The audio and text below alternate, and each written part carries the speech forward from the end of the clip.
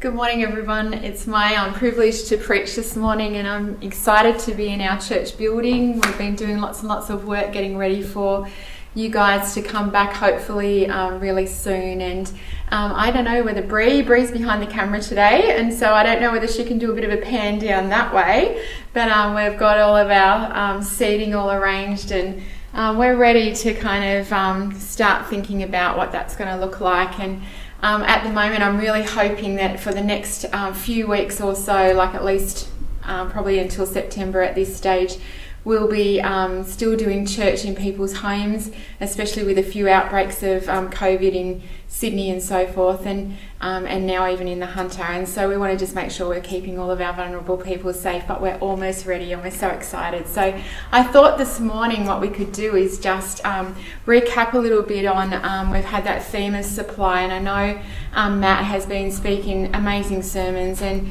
so many people, Gav, amazing last week, and just beautiful Izzy's sermon as well. There's just been so many that have been contributing to these online services, and today I just wanted to remind you about some of the things that we had framed up around supply. And for us, it seems really funny and bizarre to be speaking about supply when we're in a season where there seems to be so much that is overwhelming and barren and hard and not the same as what it used to be. Some people are experiencing isolation, some people it's just lots of change to routines and lots more learning. People are Zooming and doing all kinds of things, and maybe you've got Zoom fatigue, I don't know, but do you know what I mean? There's just been so many things that have changed. And as I've been starting to think about supply, I had a situation happen with Live Free Project only a few months ago now, but it kind of reminded me of the fact that sometimes we look at seasons like this lack and abundance, and sometimes we don't realize that sometimes lack and abundance kind of exist in the same season, but also they have the same gut reactions. And so today I wanted to just talk to you a little bit about that. A little while ago, we were applying for a grant with Live Free Project, and it was a massive grant. We've done lots of work on it, and we absolutely thought we nailed it shut. It was in the bag. Me and Izzy had kind of been like, yeah, this one's ours. We've worked so hard on it. Feel like God's just kissed it. Like we were just so thinking that this is what God was going to do. Anyway, I submitted it, we did it all, we were just like, we had a little woo-woo party, and it was just like, we're waiting, we're going to hear great news with this one. And it was a really big grant, it was like $30,000. And anyway, 2 days later, just 2 days, which is like ridiculous when you're talking grant time, but 2 days later, I had Newcastle Council ring up and just say, Chris, the grant is amazing, it's written beautifully. Unfortunately, we've run out of money and all the money is gone, and we just haven't updated our website with the new dates and the new information. And I know the cut-off date is not for another month, but it's gone. Anyway, I was just shattered. I was just like, oh my gosh, I can't believe that, that's happened. And we felt so convinced in our hearts that it was going to be ours. And how you're just like so disappointed. Like I'm sure you've never had a moment where you thought it was going to go this way, and then you felt like God had kind of like just taken his hand off it, and you were finding yourself in the midst of disappointment. And you know what? I've been there with plenty of times in my life where I've just felt like, God, that wasn't really what I wanted. It wasn't what I planned. I don't have an idea what you're doing. Feel kicked in the guts, actually. If you kind of looked now, like now would be a good time to step in. Anyway, it was one of those moments, I guess, and me and Izzy were just like, like the project needs the money and how we're going to survive and blah, blah, blah. Anyway, a little while later, I had Oz Harvest ring, and it was like, 3 days. And they were one of the recipients of the grant, and they got it. And one of the regional managers just said, you know what, Chris, we know the work that you do. We know you applied for the grant. We know that you do so much work in this community. We want to partner with you, and anything you want, we're going to supply for you. Literally those words, we're going to supply for you. Make a wish list, and we will do everything in our power to be able to make that wish list happen. And I guess if you just kind of have a look over here, Bree, we've been giving out some amazing boxes. We've been giving out incredible bags of groceries. I think on an average week we are supplying groceries. Here's some here. we're supplying groceries to about 150 families, and it's just been incredible to watch the hand of provision and how God has just supplied something that we thought that we'd missed out on, and yet he had another plan. You know what the benefit is? I don't have to write all of the performance reviews and all of those things and assemble all of the graphs on how that grant money was done. I can just do what I'm best at, which is just getting it out into the community and loving on people, which has been so exciting. And you know, I just kind of was thinking about these things and just thinking about how at the start of this season we had these bottles that we kind of went into Forecast Sundays with, and we went in with that, you know, my God shall supply all your needs. And we talked about the widow who had the oil that just kept on multiplying, and how the instruction was to get out all the vessels in the cupboard and put them up on the bench. And the story goes, as she kept on pouring out the oil, as long as there was empty places, the oil kept on coming. And you know what, we talked about that on Forecast Sunday, and I told everybody I looked for every single vessel that we had in the house that was like a bottle, and I put them all out on the bench, and then I sprayed them all gold. And it was amazing just how even that process of taking just a normal everyday bottle and spraying it gold, how it just kind of seemed to transform the vessel. And then with some of them, we actually did this to them. We kind of, I don't know, put gold on them, and it was kind of like this symbolic place of like the gold and the glitter. It was all this thing of just like, you don't know the potential of your empty place. Like you look at it in the natural and you just see emptiness. But given the right declaration, given the right application, given the right process, everything can change and look different. And you know what? Spraying it gold was one thing, adding the glitter was another thing. And then just even during this season, I've been in the place of appreciating dried flowers, like I'm all things design, and I just love how everywhere I've been at the moment we've been having like coffee catch-ups and a few things like that, and coffee shops have kind of like embraced this beautiful dried flower thing, and I'm just like zinging in my heart. I just love stuff like that. And I was doing my quiet time, and I was reminded of a passage in Isaiah. I want to read it to you. It says this in Isaiah 58 verse 11. And the Lord will continually guide you and satisfy your desire in scorched places and give strength to your bones. And it will be like a watered garden, like a spring of water whose waters fail not. And I remember like years ago being given that verse to hang on to, and I just thought to myself, you know, like we've got these vessels up and we've glittered them, we've done all these things to them, and I've had like different props at home so that when Matt's been preaching or different people have come in and done things, we've had some of that story so that people could still be reminded by it. But I decided to get out literally the dried, scorched places and started to actually put them in the vessels. And so literally I was getting these dried flowers and I was putting them in the vessels. And even just prophetically, here's a few done here, and there's a few over in the corner and up on the stage. And even prophetically as I was doing it, it just kind of hit me quite emotionally, because it was almost like, okay, what will I say about my empty places? Will I just put them on the bench?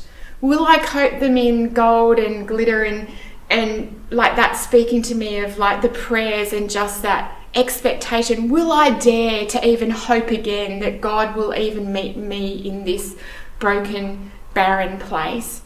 Will I dare to say prayers? Will I dare to like lift up those things and smear it with oil and smear it with the presence of God and say, even in this place of emptiness, God, I believe you're going to work even though I'm still empty.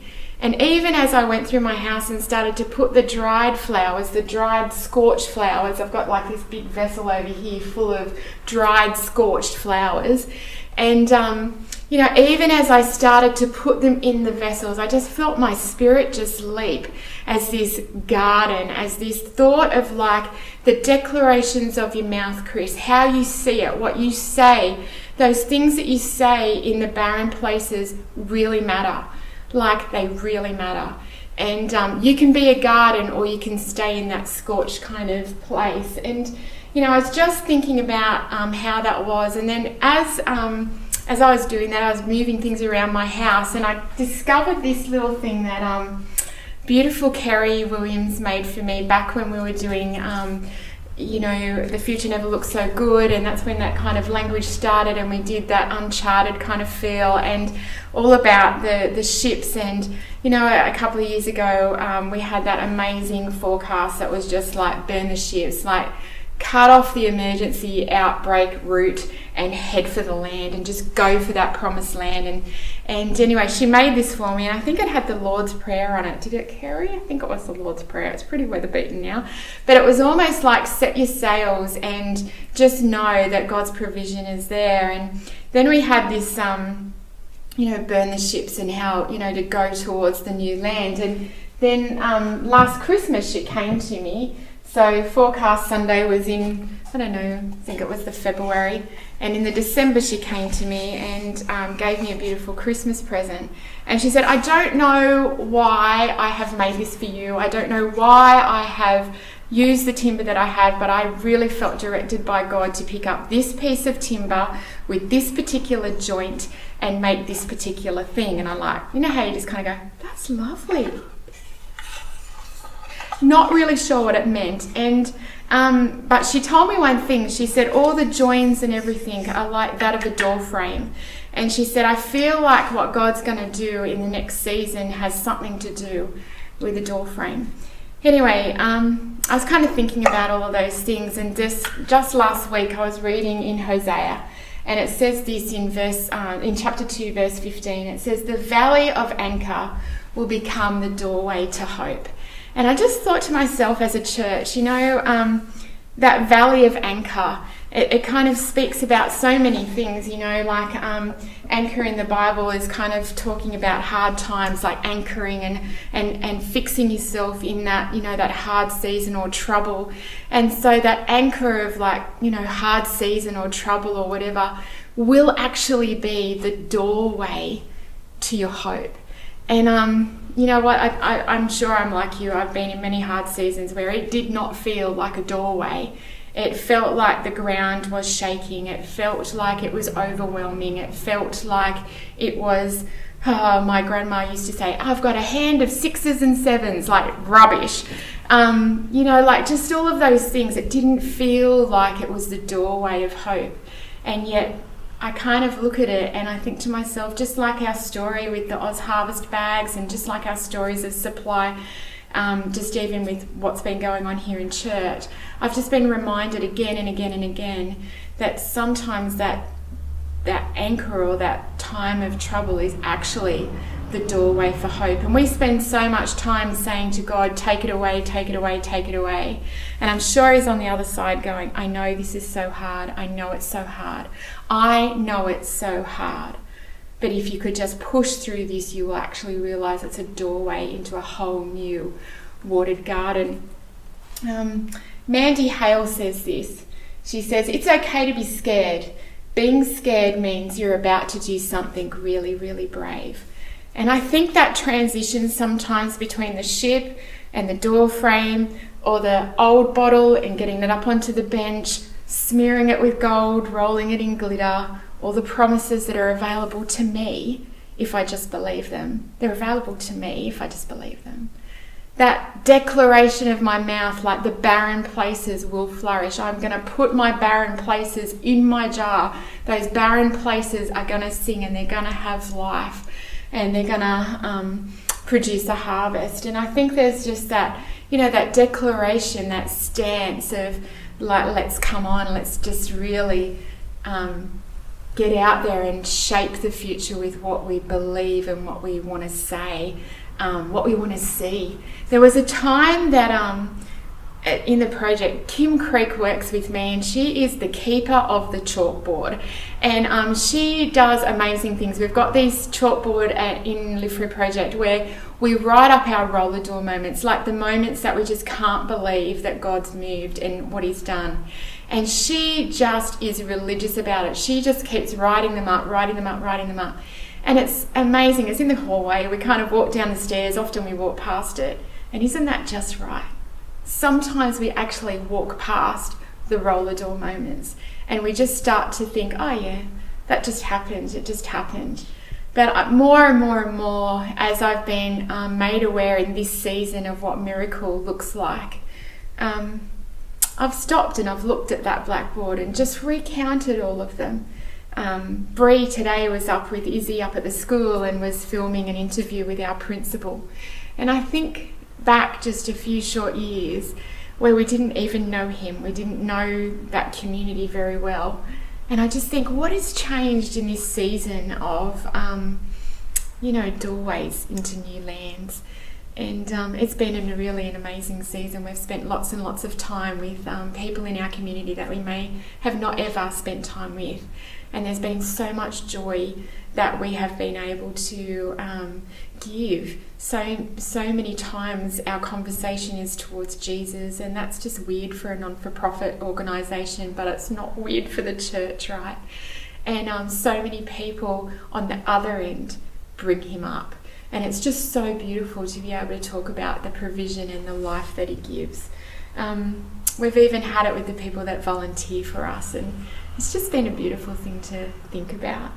I was thinking about the feelings that are the overwhelming, anchored kind of feeling, and I was thinking about the feelings of supply and abundance.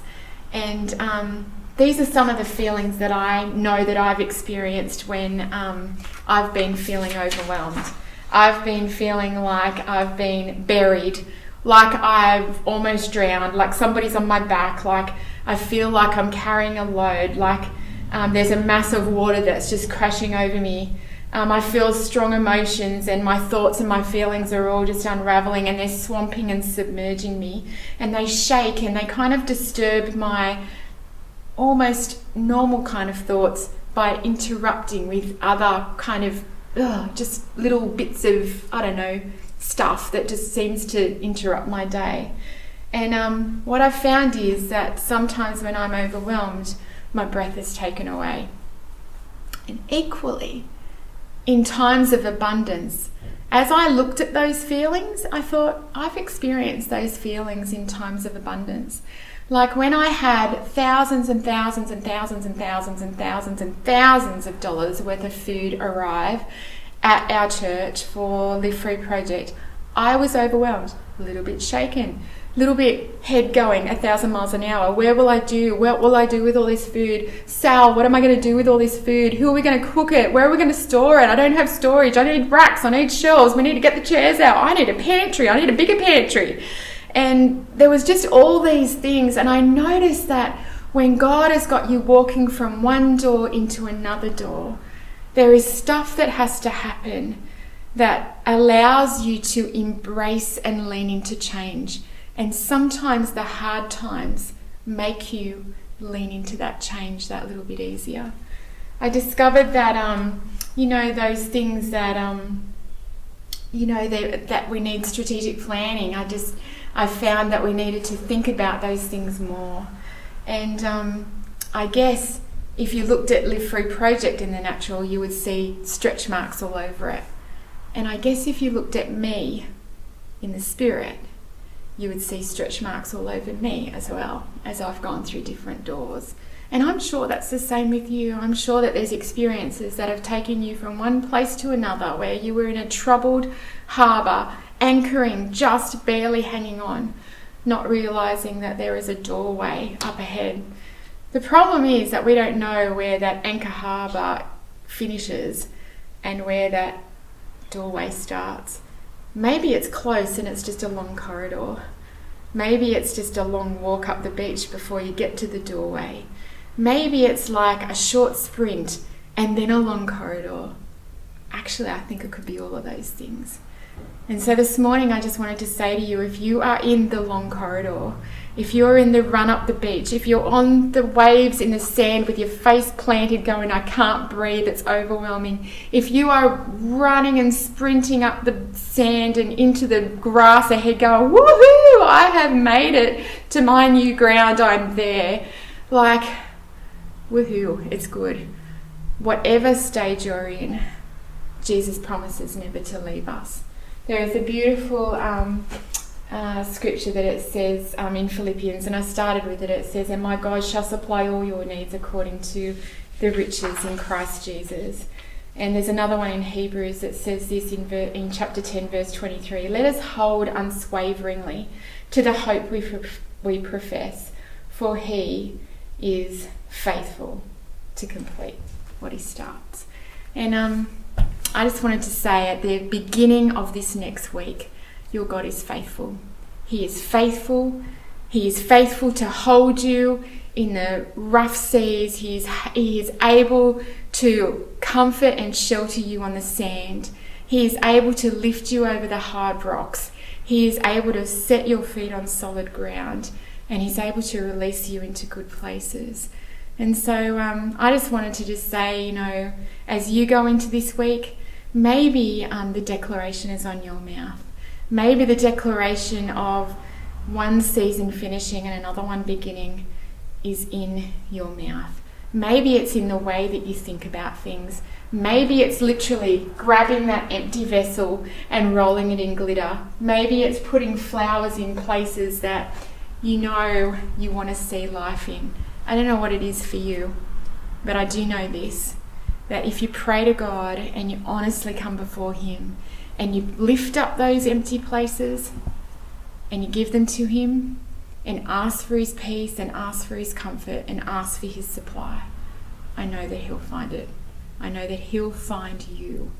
And he's a great locator.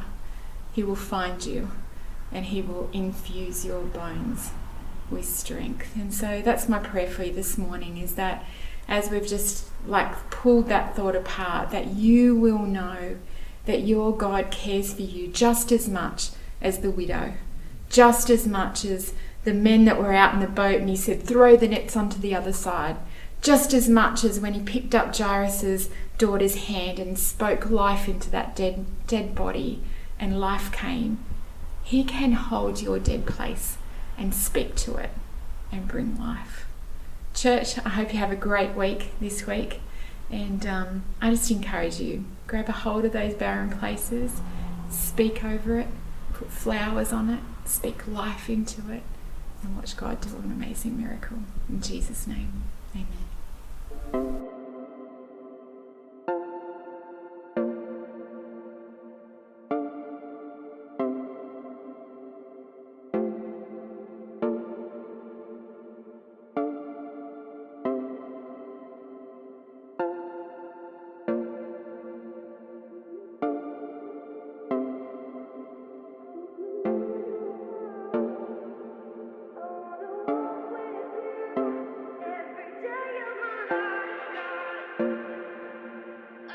See